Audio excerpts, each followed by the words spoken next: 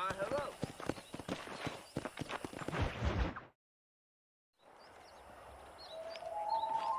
Mr. Marston, I've been hearing about your plans. Have you, Miss McFarland? Yes, from Lee Johnson, to settle here and build a life for yourself. I'm afraid those aren't my plans. See, I already have a life.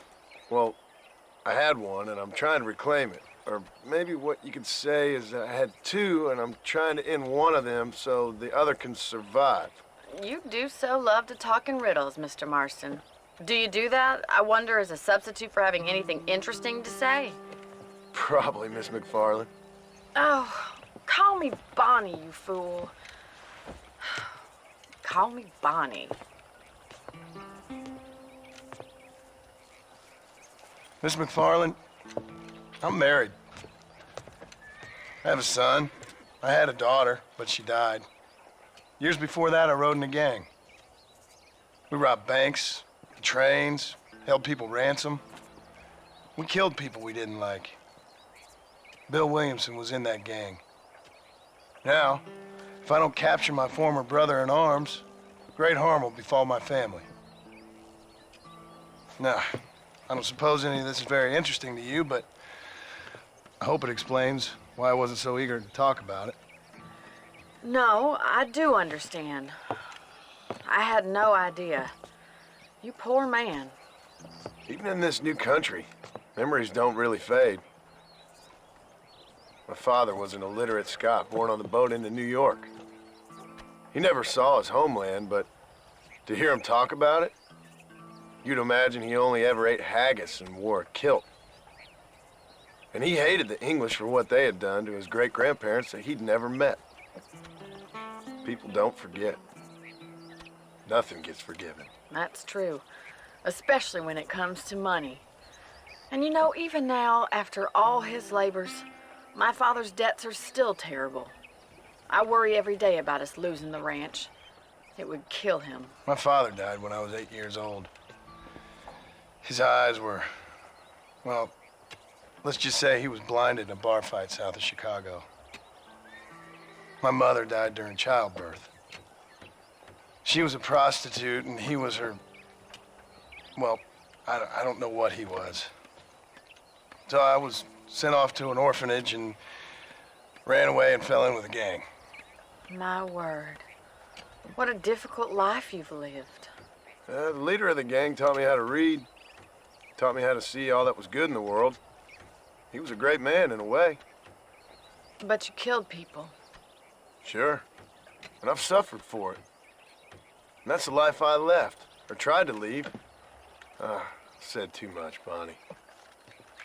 I'm an uneducated killer, sent here to do all I can do well. Kill a man in cold blood so that another man may do his part to cut crime in an area, and a rich man can be elected governor on the back of these promises. Civilization is a truly beautiful thing, Mr. Marston. Listen, can you help me? Well, I can try. What do you need, money? No, nothing so complicated. I need an extra hand to take out the herd to pasture. Sure. Point me in the right direction.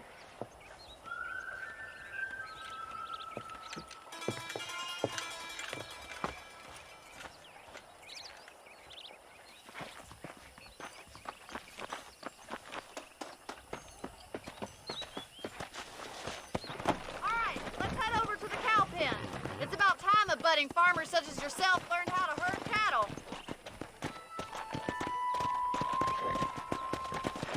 Whoa there! Thank you for telling me all that back there. It must have been hard for you. Hope you understand now why I've been playing my cards somewhat close to my chest. I didn't know you had a wife and child. Then again, I don't think I ever asked. They're lucky to have a man like you. I ain't so sure about that, but thank you.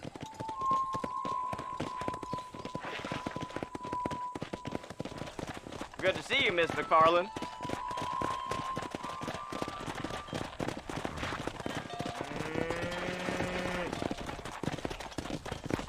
Get behind the herd. That should start them moving in the right direction. Assuming they aren't put off by your smell. Yeah. Nice job, Mr. Marston. He's got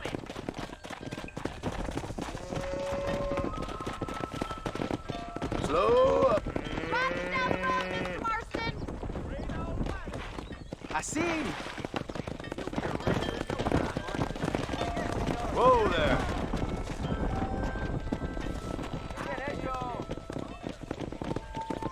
This way! We need to take them out to the pasture!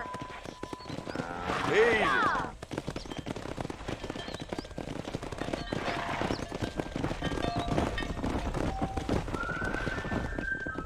Let's go.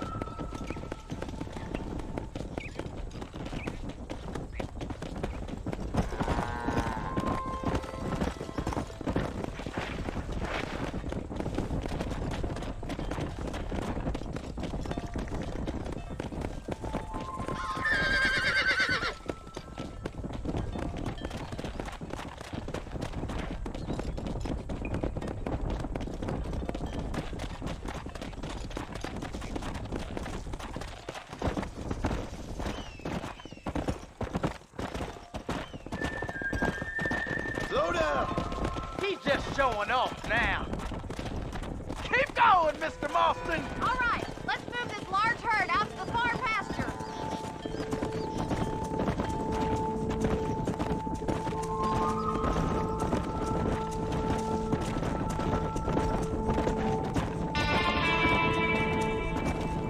Get a move on.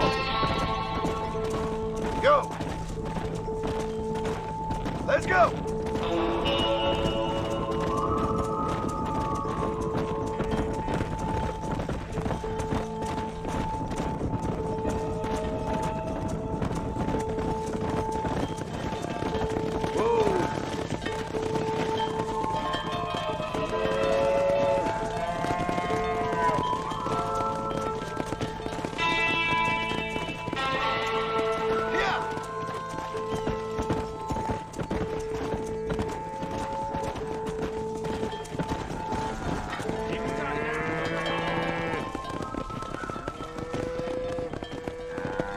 You're not bad with the herd. Ranching might be your true calling, Mr. Marston. Either that, or you were a cow in a past life. Thank you, Miss McFarland. I'll see you later. I have work to do back at the ranch.